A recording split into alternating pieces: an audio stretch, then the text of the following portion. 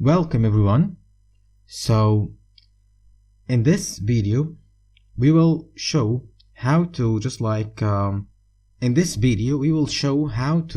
instead of styling or rotating and making the transform for each cell on the CSS, and we saw how much time did this take in the last video.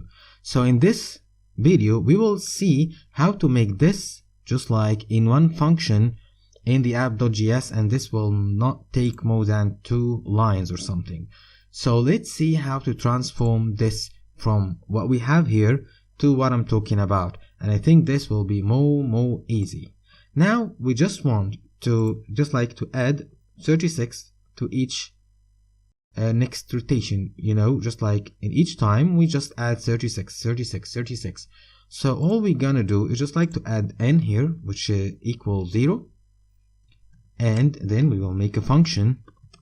Let me call this function rotate cells, and in this one we will say that cells dot for each cell we will give each cell a style dot, I don't know why he does this, but this is not really good. So dot style dot transform, and in this transform we will give it a rotate y plus n plus degree, and we will close the curly brackets of the rotation.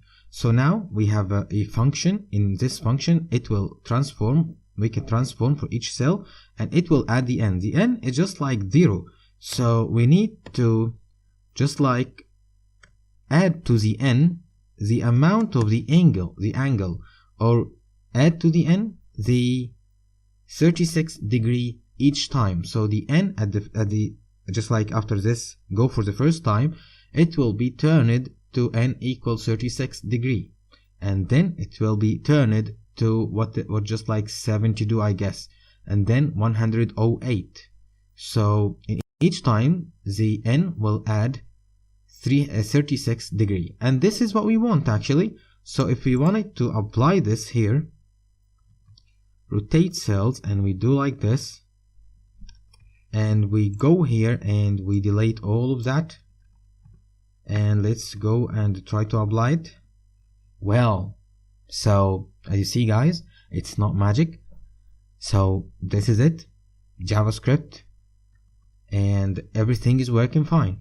Just like we can now just like delete all this unnecessary space, and now we have everything is working. In the next video we will understand how to make these cells get away from the center and become just like a round carousel.